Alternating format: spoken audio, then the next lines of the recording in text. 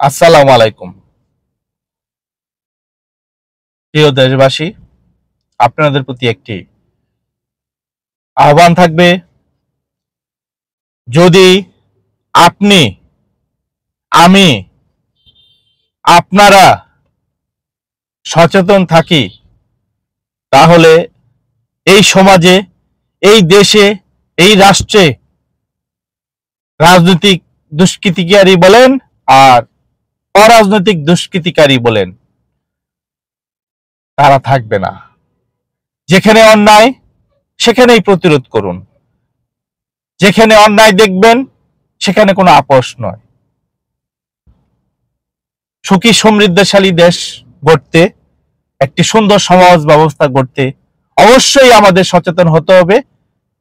আসুন আমরা ঐক্যবদ্ধ থাকি, সুন্দর বাংলাদেশ গড়ি।